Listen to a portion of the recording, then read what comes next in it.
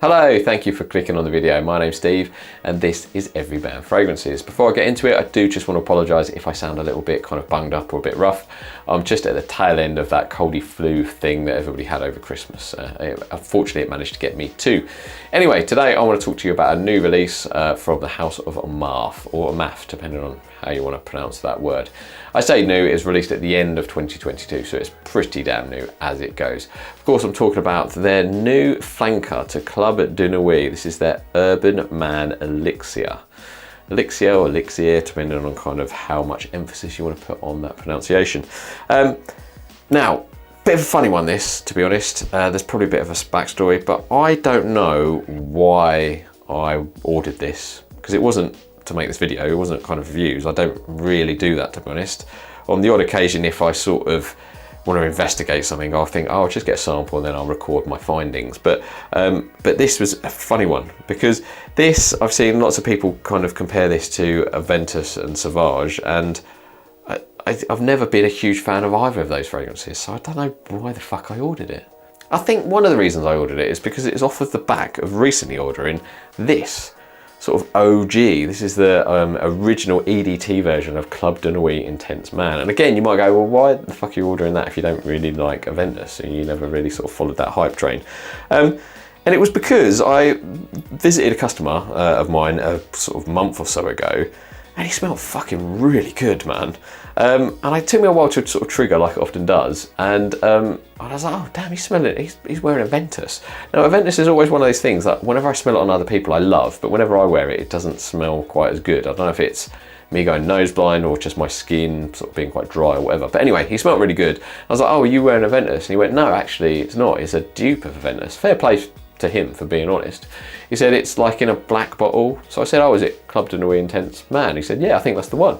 So I went and ordered it. Well, I looked online and I could get, this was on offer on one of the websites. I got like this for £22 for 105ml of the original EDT. And I've been wearing it a fair bit and sort of just quite enjoying it, loving the versatility. It's just, I still think it smells loads better on other people, I'm not gonna lie. And then I saw in the online this kind of, this new release getting a lot of hype. The first place I saw this was in the Facebook groups. It was the Fragrance Weirdo on Instagram, Dan Rothschild. He posted in one of the Facebook groups about this, and I honestly, this is the first time I'd seen it. I thought he was trolling. I thought he'd mocked up this bottle. I thought they've not done a flanker called Urban Man Elixir. There's too many like Urban Man Elixir. I was like, nah, he's taking the piss, but he wasn't at all. So I was like, oh damn. And he described this as I think he said it was like 74% Sauvage, 25% Aventus and 1% Baccarat Rouge 540 or something like that. Very similar to those ratios if I've not got that right. And again, for some reason, I was just like, I just wanted to smell it. I wanted to see what it is like. Now, I know there's other, like X-Batch from Pineapple Vintage have done that sort of combination of Sauvage and Aventus, as has Pocket Scents. They did Pineapple Sauvage, which I never smelled, but it's got lots of hype. I know the guys at Only Frags really enjoyed that one, and I just really wanted to smell it. And I sort of looked and I picked this up for like 35 quid. I thought, oh, fuck it. It'll definitely get some wears at work. So when this bad boy arrived with its standard packaging, just like the original, and the chintzy fake diamonds on the lid, I was, you know, fairly underwhelmed by the packaging. But then when I sprayed it, I was kind of like surprised. I was surprised for a few reasons. The one thing that surprised me the most is, for some reason in my head, I was imagining a real sort of almost 50-50 mix, despite what Dan said, of Aventus and Sauvage. So I was like a pineapple-y Sauvage is what I was expecting, and that's not what I got. The opening is very Sauvage-y, very Sauvage-y in my opinion. I didn't really get any Aventus on sort of initial sprays and just smelling it. I was just struck by how much it smells like Sauvage. Now, most of you know I'm not a big Sauvage fan, so that was kind of like a bit awkward. From the Sauvage line, my favourite is probably actually the Parfum, where they dialed down the ambroxan and made it a little bit fruitier. I actually really liked that version, though it didn't get much praise from the community in general. But my favourite sort of take or inspiration or whatever on Sauvage is actually Prada's Luna Rossa Carbon. That's my favorite take on Sauvage. It's like Sauvage with like added lavender that sort of somehow kind of sweetens it up, and it's just quite sort of smooth, and it's not as ambroxan and kind of heavy. I just like that take, and that's the one that I would normally sort of go to and wear. I've been wearing that a fair bit lately, actually. I must admit, towards the end of the dry down, it almost does get a little bit annoying, if I'm being honest. But I do really enjoy that take. That's my favorite. Now, this one, however, smells like Sauvage. So that's my first surprise. But wearing it a few more times and kind of getting to know it, my opinion on it has changed and it's improved. So as I say, I've worn this a few times now, and I feel more comfortable kind of talking about it and how it smells and how it develops and kind of my take on it. Now, I still think the opening is very Sauvage-y, much more Sauvage than Aventus, but I can see what people are talking about when they sort of start kind of saying there's Aventus vibes in there, because there is. Now, in the opening, I get a really super smooth Sauvage. I think, like, they've somehow, I mean, I'm really impressed with how well they've blended this and done this. You would think it'd be super, like, synthetic and cheap, but it's really fucking super smooth. I'm really surprised. It's like the smoothest version of Sauvage I've smelt, I would say. The ambroxan is there, but it's really smooth, not too like choking or cloying, which I find ambroxan can be in some of the Sauvage interpretations. And it's just got a nice kind of level of sort of smooth and sweetness to it. I'm really genuine. That's the thing about this. If you take nothing away from this video, take this, that I'm so surprised at how smooth this blend is and how smooth that and pleasant that ambroxan is in this. It's blown me away. I'm really surprised. So this is like the smoothest version of Sauvage I've ever smelt. However, there is some like slight variations, and that can kind of comparison to Aventus, because in the opening there is like this sort of fruity aspect. I don't get that much pineapple in the opening, but I do kind of get the sort of bergamot blackcurrant kind of thing that you sort of get from Aventus. So I do definitely get hints and elements of that once I start looking beyond that Sauvage vibe. Once you sort of look for it and you go, oh yeah, it's definitely like a blackcurrant, which again is a sort of comparison to Aventus. And there is a sort of like a sort of citrusy, fruity bergamot, but it's not pineapple to me. So that's where it's potentially more comparable to the Parfum version of Sauvage, if anything. And then as it dries down, again, that Sauvage ambroxan gets super smooth. And then as it gets a little bit more kind of woody and the sort of like ambergris, which you'd get from Aventus, and the ambroxan kind of settles and dries and it gets a bit more woody. Then it gets a little bit, I can see again, there's like a little bit of Aventus kind of in the dry down as well, that sort of musky ambergris kind of thing going on.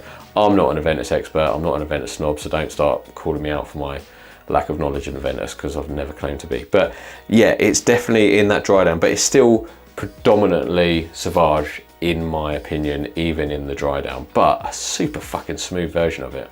Performance on this is stellar. It's really good. You get really good projection and really good longevity. It sort of projection is a good, easy, I mean, 2 or 3 hours, you can easily smell it for the first couple of hours, and it lasts a whole day comfortably on my skin. So if you were going heavy, you would easily get a full day out of it, no worries, if not more so. So performance is really fucking good on this fragrance. So to sort of summarise and finalise my thoughts and feelings on this, I think for £35 it's an absolute banging fragrance and it's a no-brainer. As I say, I agree with people when they sort of say Sauvage and Aventus. For me, again, I'm not, like I say, I emphasise I'm not an Aventus expert. To me, I'd say the ratios are slightly kind of different to that. I think there's definitely like 75–80% Sauvage-esque. Then there's this sort of, where it differs to that is it's not as spicy, it's not as peppery as like the EDP version of Sauvage. It's a little bit more fruity, so it makes it a bit more comparable to maybe to the Parfum version. But then it's like somehow sort of, again, super kind of smooth. Again, a bit more like the Parfum, but it's got this sort of fruity kind of element that you get, like the bergamot and the sort of blackcurrant that you get in the opening, which is a bit more akin to Aventus. And as it dries down, that woody, ambroxan ambergris kind of musky kind of woody vibes that you get from like Aventus and Sauvage. They sort of come together and mix, but it's still predominantly more of a Sauvage than Aventus. There's sort of just hints and nods to Aventus, I would say, in my humbling opinion. That sort of Baccarat Rouge 540 that people reference, there is, if you look hard, there's a sort of sweeter undertone once it fully dries down after a good hour or so, but it's quite subtle. It's definitely not a clone, or you wouldn't even sort of compare it to Baccarat Rouge 540 in my opinion. So here's the question: who should buy it, or should you buy it? This is an interesting one for me. So it depends on your relationship with Sauvage. The fact that this clearly takes inspiration from that DNA, it really depends on your kind of relationship with it. I would say for £35, it's an absolute banging, super versatile, compliment getting fragrance that's super easy to wear, everybody's gonna love. So in that regard, yes. However, it does obviously take inspiration from Sauvage. So you're gonna smell like some other people, but you are gonna smell better than them, in my opinion, because it's a smoother version and it takes, like I say, some nods or elements of Aventus, which kind of just tweak it a little bit and kind of put it in a slightly different vein. So it's kind of like a flanker of Sauvage, in my opinion.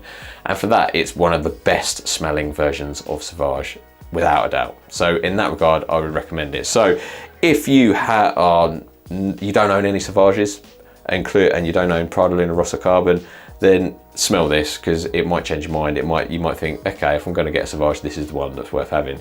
If you are a big Sauvage fan and you think, actually, I like different takes on it, then again, probably worth kind of smelling and potentially buying.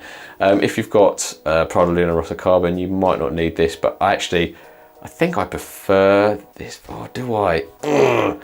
I think if you own Prada Luna Rossa Carbon, this might be worth owning as well. But if you own other Sauvages and you're happy with them, don't bother with this one maybe. But I do think this is the best smelling Sauvage there is. So that's it, lots of waffle, but I hope you got something out of this video and it helped you decide. For 35 quid, I think it's worth a pump, but as I say, it depends on your budget and your relationship with Sauvage. But I don't regret buying it. I think it smells hella good and you get great performance from it. So for 35 quid, you can't really complain. Thanks again for watching, really appreciate it. Like, comment, subscribe and all that shit, and I will see you for a video soon. Take care, much love.